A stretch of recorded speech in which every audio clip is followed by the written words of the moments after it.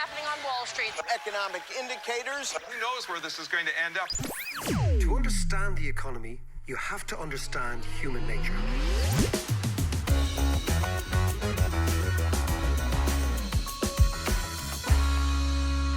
How are you doing there? It is David. It is the podcast. It is a strange one because I'm coming to you from Morocco, where I am shooting a new documentary. But I want to talk about all sorts of things. We're going to have a Brexit hit, obviously, given what happened on Saturday. We're then going to talk about, because I'm in the Arab world, because I've spent some time the last 24 hours discussing with the Moroccan crew, Syria, the Kurds, the future of the Arab world. We're going to actually talk about what is happening in Syria, what the implications are for geopolitics, and what the implications are for the United States' stated position of the global policeman. So that's what we're going to talk about. Big geopolitical stuff coming direct from Morocco. But of course, I have, as always with me, on the line all the way from exotic Stillorgan, Johnny Davis. How are you, mate? How are you, Mac? How's it going? Yeah, I'm baking here under the Stillorgan sun. How's it going out there in Morocco? I am in very good form. You will. Jesus, I was watching the rugby yesterday. Jesus, CBC Monkstown will beat Ireland at this stage. I think that might be a bit unfair on the town. What was it like at home? Because I was actually watching the rugby on Twitter. It's not quite the same thing. In this tiny Berber village, the second highest peak in Africa. Oh, right. And of course, the crew had no idea why the presenter was going, Jesus Christ. But was it really bad? Was it on TV? It was dreadful, TV? Yeah. I to be honest, I didn't watch it all because I was out watching a camogie final, which actually was more exciting, to be honest, at the end of the day. But yeah, it was dreadful. But were the All Blacks just much, much better than us? Absolutely. It was a different league altogether. Like, it really was. You know, they just had their game plan down and they just absolutely bulldozed us out of it. You know, it's funny when you're out in this part of the world, you kind of switch off completely. And I was talking to this Berber locations guy yesterday and I was trying to explain to him rugby. And he just looked at me very perplexed. He was like, listen, man, whatever. You know. They didn't get it at all, did they not? No, they didn't get it at all. No. I mean, yesterday, you know, it's really funny when you're in a place like this, right? You really are aware of the elements and nature and the fact that nature dominates human existence up here, right? Because you're in the Atlas Mountains. They are extraordinary. Yeah. And the extraordinary thing about technology is I'm up here watching these donkeys moving apples down to the market on my phone, watching Twitter comments about Irish rugby from Tokyo, which is kind of mad, you know. It's Connected world. That's brilliant. Yeah, no, it's great. And we're shooting this documentary. It's really interesting stuff here. So have you travelled around Morocco much then? Yeah, we started in Casablanca, which is, again, a very cool city. I'm going back there tomorrow. We're now in the Atlas Mountains, about 200 miles away from Marrakesh, which you've been to. It's an amazing city, gorgeous city. Yeah, what a cool city We shot in Marrakesh, the day before yesterday. Extraordinary place. You're in the souk and you're seeing all the spices and the trade. And of course, it's a lot about economics. So it's, you know, Marrakesh started as a trading center for humans. It was a slave trading center. And this idea that, you know, basically the first currency that humans had was other humans. That's what we did. We bought and sold ourselves to each other. Yeah. At the beginning. And then, of course, we traded salt for humans because salt was extremely valuable because it obviously dried out any goods so you could transport meats and fishes and la. And it's really, really interesting. Of course, you are so aware of Islam. It's everywhere. Yeah. But, you know, the beautiful thing is, I want to talk about Johnson now, do our little Brexit. Yeah. Oh, we have to. Okay? God almighty, what a week that was. But when you're in the Arab world, it's fascinating to talk to the people about Syria, Iraq, what's going on with America, what's going on with Turkey, what's going on with Russia, and it's a totally different view. And we sat up late last night with the crew, drinking Moroccan whiskey, drinking mint tea, just sitting around outside, around the fire. It was gorgeous, you know, big blazing fire outside, sitting around talking about the world. It was... Yeah, I'd be fascinated to hear about their view of the Middle East and what's going on in America. But before we kick off, let's have a quick review of the madness that is Brexit. Okay, so Brexit as it is now. Yeah. after Saturday's vote to postpone the vote. Think about it. So it's a vote to postpone the vote. That happened on Saturday in the Houses of Parliament. I still think, although Johnson is kind of trapped, he probably has a path just about to get all this done. Because if you think about what's happening, you've got to figure out who are Johnson's enemies now. And Johnson's enemies, as of Saturday, are his own party, right? And the reason it's Oliver Letwin is part of these Tories who don't trust Johnson. They are Tories who don't trust Johnson. Very few people do at this stage. Well, that's true. You're absolutely right. But they more or less want this deal done. But what they do is they don't want to give Johnson any wriggle room in order to allow him, if he has to declare a hard Brexit and go to the country after the Halloween deadline. Yeah. Okay? Yeah. So what they're doing now is they're saying, Saturday, we're not going to give you the green light. On Tuesday, we are going to make sure that all the legislation is presented to the Parliament, everything. Then we will vote and we will side with you, because then we know that you can't shimmy out of this. And all the legislation has to be the withdrawal agreement as signed with the EU last That's pretty Thursday, sensible, though, isn't it? You know, it's a sensible approach to it. Well, given how slippery a customer Johnson is, number one, and given number two, how he's beholden to the ERG, the kind of what I would call the jihadi Brexiteers. Yeah. I'm just using jihadi, given that I'm in this neck of the woods. It's probably a sensible thing for them to do, which is basically to say, look, we will not give you a carte blanche, but if you produce the withdrawal agreement and all the legislation on Tuesday, we will vote with you. So that means that Johnson was defeated by, the margin now is quite small, John. It's 322 against 306 for him, right? Yeah. So it's quite small. That's not a total defeat. So basically, those Tory middle ground people voted to close a loophole on Saturday. Yeah. They basically said to him, we'll give you the space in the next 24 hours to change, to come up with all the legislation, and we will side with you. Now, where does it mean? Like, basically, this is Theresa May's deal with lipstick. This is what it is. And they were for Theresa May's deal. So they realised now they hold their nose. As I was saying, you know, it's the backstop for slow learners. It's more or less the same deal, apart from the Northern Irish bit. So he's obviously lost the DUP. They're gone now. They're out of the picture. But for Johnson, what is more important is he's lost the DUP, but he has totally united the Tory party. Now, that's a huge prize for him, because he has taken all the Brexit jihadis back into the fold. He said to the middle ground, Letwin and those guys, look, I'll do this for you. I'll bring forward the legislation. So he's actually, what he's done, he's consolidated. The Tory party was split 6 or 7 days ago. It's now united, but the price of Tory unity has been abandoning the DUP. It's not abandoning the Northern Irish Union. Yeah, well, that was bound to happen anyway. And now it's a reality. So ultimately, the Brexiteers have said, we value Brexit more than we value Northern Ireland. And that's a big, big moment in the Conservative and Unionist Party. So that is where we're at. The winners are Johnson and his crew. The clear losers in this are the DUP, but they will fight and fight and fight until the very end, because they have to, in terms of trying to stop legislation, trying to stop movement forward. But that's what it seems to me. Of course, the full legislation will now be brought forward on Tuesday. And the interesting thing is, and this is where I think he might just have a chance of getting it all through, is that all MPs in the UK are now looking at the election. The clock is ticking for an election in November or December, or whenever they decide. And they realise that the Get Brexit Done slogan will be very resonant in the ears of the election.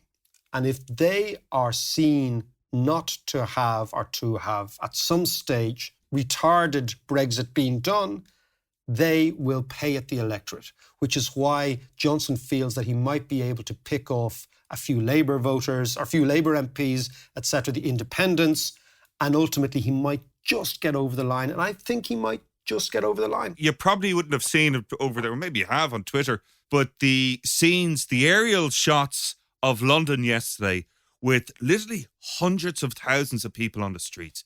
It was an incredible scene. But based on that, where does that leave Labour? Are they in a weakened position now? And also, what is the DUP's next step? Well, I think the DUP will float into an irrelevance in UK politics because it's unlikely the next arithmetic in Westminster will have them still as kingmakers. So that's the first thing. And as we said last week, I think the DUP will end up having the mother and father of all internal rows, and they will shaft Arlene. But the DUP is not like a political party, it is a sect. So the DUP, so you won't see the public hanging of Arlene Foster. They'll do it behind closed doors. They always do things behind closed doors. That's their nature, right? Yeah. So it's not a spectacle, as you would see, as will happen with the Labour Party in England. The DUP will go behind closed doors, they'll hunker down, they will change their leader, and they will have a secret ballot, and they will come out with a new leader, and nobody will be none the wiser as to how it happened. But as I said before, it's a fight between the Free Presbyterians and the Church of Ireland for the heart and soul of unionism. The Church of Ireland being Donaldson, and the Free Presbyterians being Dodds. The interesting thing is the only two senior Church of Ireland figures in the DUP are Arlene Foster, actually, and Jeffrey Donaldson. And because they were Church of Ireland, they both had to seem to be more pure than the Free Presbyterians themselves, which is why they're often regarded as more hardline. Right. But I think their DNA is softer. Right. And I think their DNA will come out, particularly Donaldson's, over the course.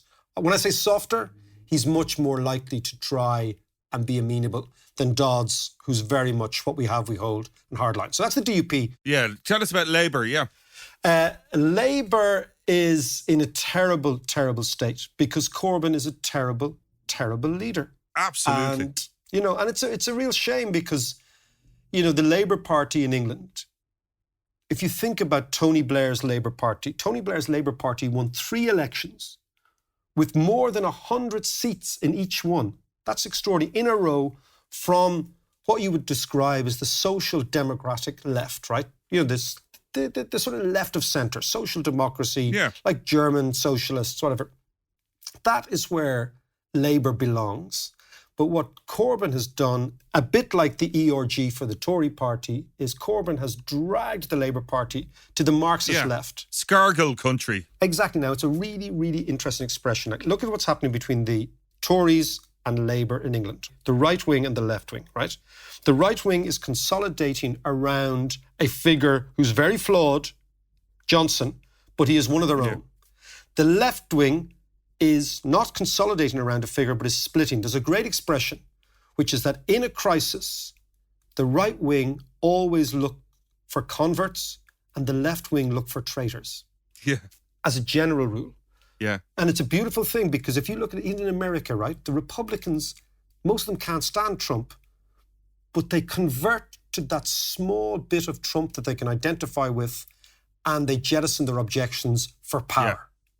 The Tories are exactly the same. Look at them. The ERG are coming together with Letman's people. They can't stand each other, but power is so important to them. It's the greater good kind of vibe. Convert into the set. Exactly. The left, all over the world, are slightly, it reminds me a little bit of religious people now that I'm in Morocco, who is more pure, right? So the left, rather than consolidate around a divisive figure, they don't look for common ground, they look for traitors. They say, you're not left enough for me. You're not socialist enough for me. You're not Marxist enough for me. And that's exactly what's happening in the UK left right now. And then, of course, you also had all that anti-Semitic nonsense that was going on as well. Well, that'll lead us into our next discussion on Israel and the Middle East and pan-Arabism. And that's all in the mix. See, what a segue, Mac, huh? Well, listen, man, we're total pros, my friend, even from 2,000 miles away, my dude. But listen, I tell you, no, but it's interesting because Jewish intellectuals have always been very, very prominent in the Labour Party. In fact, you can argue that they have been hugely, hugely material in Labour ideology in the UK, left of centre, social democratic, Jewish thinkers and politicians, whatever. And it is horrendous to see the Labour Party going against their own people. But this is back to my idea of traitors versus converts. Yeah. That the Labour Party now is going against left-wing Jews in England because they believe that left-wing Jews in England deep down still support Israel. And this is horrendous, I think, for English Jewry on the left wing because they've been so prominent over many, many, many years in the Labour Party. But this is back to this ideological, it's almost biblical, the rows within the left wing. And I've watched this for years, John. The left wing in Ireland always split. For years, when we were kids, there's the Workers' Party and there was the Labour left and Labour itself, and they're always shouting and roaring at each other. And I think that, it's true. They could never coalesce around. Even look, people before Profit and your man Murphy going off in a hissy fit 2 weeks ago and having a new left-wing party. And then Labour not being able to, why don't they coalesce around someone like Michael D, who is their spiritual leader? All of them. And say, look, we have more in common than we have absolutely. A kind of a broad left as opposed to ideological. Yeah, and whereas the right are so much better, at actually creating coalitions of the right, whereas the left, and I come back to it, it is like reading scripture. It's like what I was saying. You remember the Presbyterians in Portland, Shan's missus thing, the first, second, third, fourth, and fifth, right? Presbyterian church up in the village. It's the same thing. They split over ideology, a bit like biblical scholars. We're delighted to announce that the Dublin Podcast Festival have debased their currency profoundly by allowing John and I get on stage on the 28th of November, a Thursday, in Vicar Street for a bit of chat, a bit of economics, a bit of malarkey, and hopefully a wee bit of lateral thinking. Join us if you fancy it. Have a gander at ticketmaster.ie. Dublin Podcast Festival, Thursday, 28th November, Vicar Street. See you there. Okay, Mark, we're going to move on to the Middle East. It's kind of horrific after being through the whole Syrian war and everything that there's a new kind of massacre starting. And there's so many elements to this that some of them I understand, some of them I don't. But, the end result is going to be the same. It's a massacre, basically. And especially with Erdogan saying yesterday that if the Kurds in northern Syria don't get out in the next, whatever it is, day or so, he's going to crush their heads. I mean, it's unbelievable. So are people talking about this in Morocco, or give us a rundown? Give us your take on it. What you find is when I travel in the Arab world, and, I've been around this neck of the woods quite a bit, right, is that people are not very forthcoming in the beginning, right? So what basically happened is I asked the question yesterday, we were chatting in a cafe and the lad said nothing to me. And then we stopped to do a shoot in the middle of the desert. It was actually in the middle of the Sahara, which was really extraordinary. Excellent. And then we were just, we're just sitting after we'd done the piece to cameras, as they call it in this game. We were just sitting around waiting for a new truck to come and get us. And then when we were on the side of the road, they opened up. Right. Because there was nobody around. And what were they saying? But basically it's quite like, the Berbers, so we're up in the mountains, right? The Berbers live in the Atlas Mountains, but they don't live here out of choice, right? It's always very interesting. As I always said, the Berbers must have been afraid of something horrific in order to flee the plains of Morocco, which are very fertile, and settle up in this most inhospitable place. And of course, with the Berbers, who were the original Moroccans, were fleeing, was the Arabs. Because the Arabs came over here in this massive expansion of the Arab nation out of Saudi Arabia in the 7th century, where lots of our history about the Crusades and all that sort of stuff is all about. But so if you think about the Arabs came out of Saudi Arabia, a very, very violent tribe armed with this extraordinary new religion called Islam under the Prophet Muhammad. And they come out through Egypt, through Tunisia, through Libya, through Algeria, these are countries we know now, into Morocco. And the original people of the Sahara were the Berbers, who were not Islamic, who were not Arabic, who have a totally different language, who have a totally different script.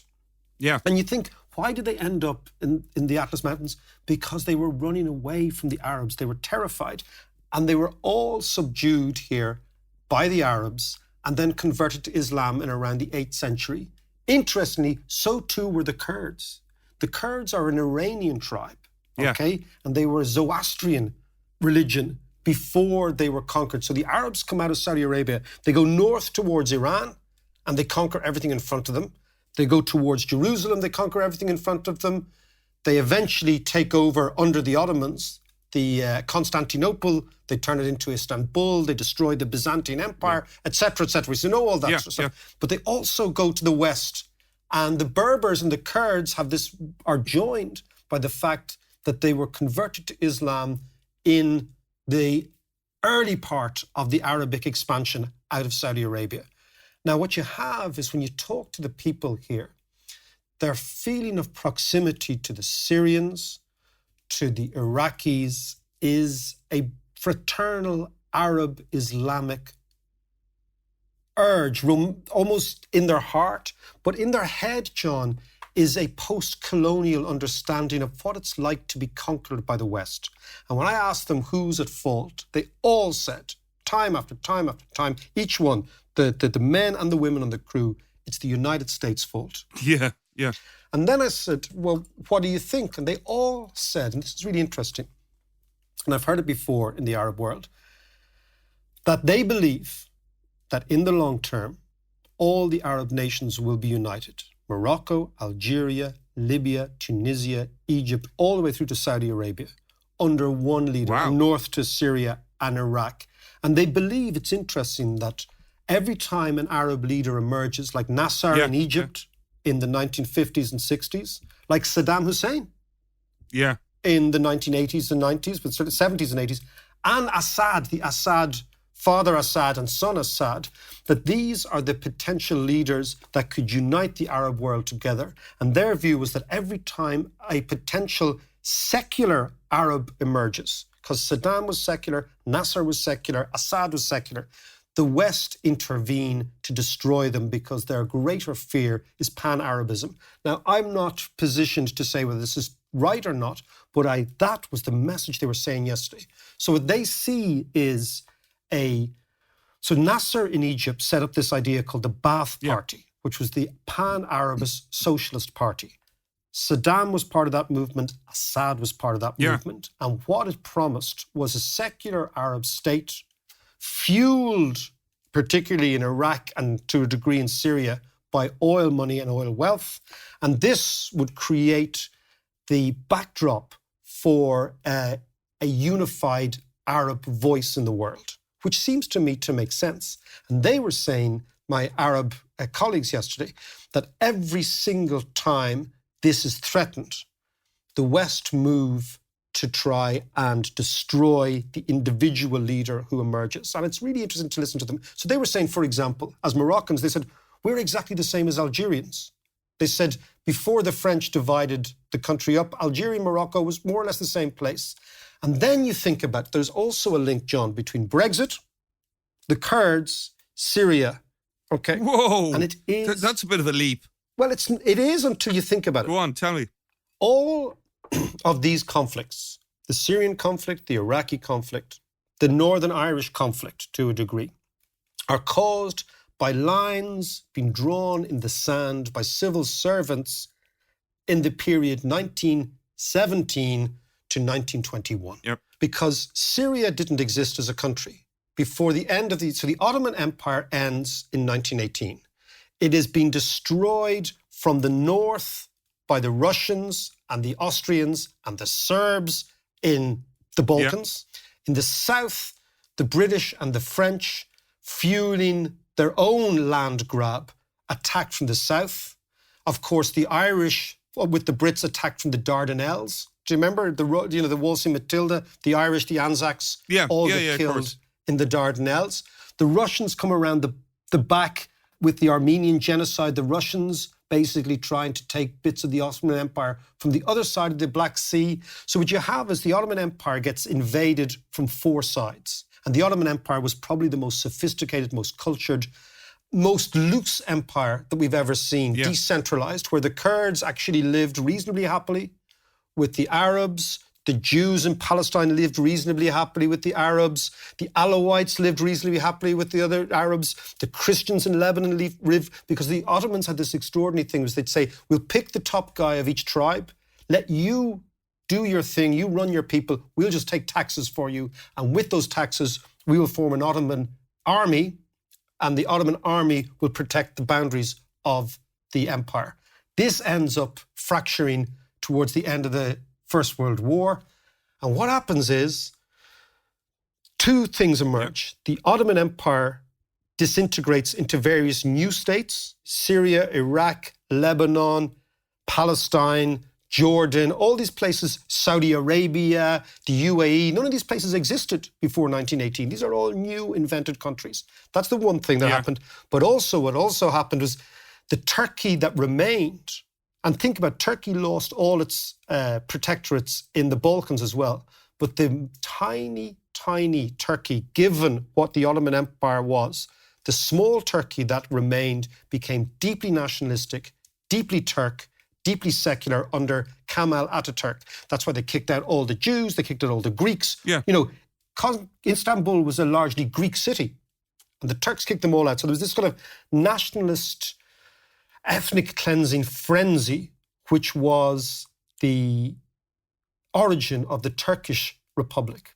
And of course, the Armenians suffered very badly in this in 1918. But of course, the Kurds were in the running for a new state. So the key moment of all this is called Sykes-Picot. Sykes-Picot, Sykes was an English civil servant and Picot was a French civil servant. And they sat down in 1917 and they drew lines in the sand. And the Brits said, we'll have Iraq and we'll have Saudi Arabia and we'll have the United Arab Emirates. We'll have that bit. Yeah. Surprise, surprise, what was in there? Oil. The Brits wanted all the oil, right? And they said, you French people, you can have whatever you want. The French said, oh, well, we'll have the Levant, we'll have Lebanon, we'll have Syria, and that'll be our sphere of influence. And of course, the Brits took Palestine, and in the Balfour Agreement in 1917, the Brits promised the Jews a state in Palestine, which is where Israel starts as an entity. It doesn't end up an entity until 1948, but the idea of an Israeli Jewish state in Palestine was a British idea, of course. Yeah. And of course, what is this all about, John? It's about drawing lines in the sand, drawing borders, dividing people. What did they do between Fermanagh and Leitrim, between Derry and Donegal, between Armagh and Louth? Exactly the same thing. We'll actually do little sort of plebiscites in our heads. How many of that crowd live over there? How many of that crowd live there? Let's draw a line. We'll create a new country called Northern Ireland. Yeah. We'll create a new country called Syria. We'll create a new country called Iraq. We'll create a new country called Lebanon. We'll create a new country called Palestine. And then we'll split the Palestinians between Transjordan, Jordan, Israel. That's right. But it's all the same. What we're seeing now is the 100th year revenge of Sykes-Picot. And ultimately, when you draw lines in the sand, certain nations are going to be on the wrong side. And the people in the Middle East who were on the worst end of all this are the Kurds, because the Kurds were promised a state in 1918, and that was taken away from them in 1922. Why? Because Ataturk, the new leader of Turkey, the new republic that emerged from the Ottoman Empire, said there is no way that Turkey is going to stand by being divided anymore, because given that Turkey had been divided, and they drew a line in the sand. The Turks said, this ain't going to happen. The Brits backed down. And the Kurds, who are an Iranian tribe, they're an Iranian ethnic minority, end up scattered between Iran, Iraq, Turkey, and Syria. Yeah, it's actually really tragic, Mark, because, you know, they're not an insignificant group of people. There's about 35 million of them who've been effectively shafted. That's effectively 35 million homeless people. Well, you were the one who worked on BBC World Service on the Kurdish station, so you tell me. Well, yeah, I knew a few Kurds in London. They're an interesting bunch, actually. They had a very strong sense of identity. But while they were kind of very traditional, they were also kind of progressive in many ways and quite different to other groups from the region. Like, for instance, while they were mostly Muslim, they also included Zoroastrians and Christians and stuff. But the interesting thing about them was that women play a really important role in society. Like, apparently in the Kurdish autonomous region in northern Iraq, there's something like 20 to 30% of women in the governing body. And then, of course, there's the Kurdish women fighters, the militia who are on the front line against ISIS, who are really highly revered. But anyway, listen, I want to ask you about Russia. Now that Trump, in his great and unmatched wisdom and brilliantly strategic move to pull out or run away from the region, it kind of leaves Russia as the main power brokers now and gives them a really strong foothold. How is that going to turn out? What's your take on that? Okay, so let's go up to exactly what has happened in the last 2 weeks. In the last 10 days, the entire map of the Middle East has been redrawn, courtesy of Donald's great and unmatched wisdom, which himself, right? So think about who the winners are, right? So the winners in this game, Turkey, Russia, Iran, Assad, and ISIS. You can't get a more anti-American coalition than that, with the exception of Turkey. So Turkey has always been America's biggest ally after Israel in the Middle East. Turkey is the biggest NATO army outside the United States. People forget that it was Turkey that diffused the Cuban Missile Crisis. Yes, yeah. That basically, that Kennedy traded missiles in Turkey for Khrushchev's missiles in Cuba. So Turkey has always been America's ally and ballast in the region. And that is changing. What is happening now is Turkey is changing sides. That is the story. Yeah. And Turkey is, again, a massive, massive power in the region. A Turkish friend of mine said to me, I was in Istanbul about 2 years ago, and she said, very simple. She was talking about the region and the Arabs. She said, look, David, there's only two real tribes here, okay? There's the Turks and the Persians, the Iranians. She goes, the Arabs, they're kind of Johnny-come-latelys. And you know what? When they run out of oil, they'll be gone. And it was really interesting. She was like saying, look, we're the old people here. They're the Johnny-come-latelys. Ourselves and the Persians have been around for thousands of years. And Turkey was always an antidote to Iran because the Turks and the Persians don't like each other. Turkey was always, and this is the interesting, an enemy of Russia. So you go back to your Ottoman history, Russia has always been an enemy of Turkey. That's always been the way. And therefore, Russia had to try and figure out over the years, how do you get beyond Turkey to have an influence in the region? So if you think, we call it the Middle East, right? Yeah. But if you're in Moscow, what we call the Middle East is directly south of you, directly to the south. Right. Okay? So you draw a straight line down from Moscow and you hit Damascus. So it's the south of Russia. So the Russians have always been interested in the region. I'm going back before the First World War. Sure. Before, going back to empire. And of course, what your man has done in his great and unmatched wisdom is he has totally and utterly redrawn the map, right? The map up until 2 weeks ago was the United States kept a sliver of troops in northern Syria, which allowed them have a stake in the final negotiations. Once you take those troops out, you have no stake. Therefore, he has acquiesced to Turkey going in with this fictitious idea of a safe zone. But all the Turks want to do is make sure in the ultimate negotiations, what happens after the Syrian war is ended, where their position will be. So I think like a lot of these things in these wars is armies go in at the very end of war, they take a piece of territory so that in the negotiations they can say we're giving it back and they look good.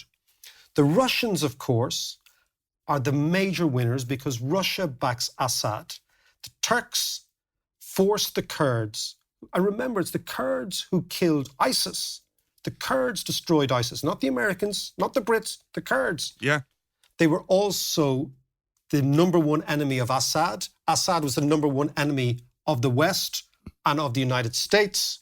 Now, what you find is Assad has the Kurds in his pockets because the Americans have forced the Kurds to actually do a deal with Assad. So Assad wins. Yeah.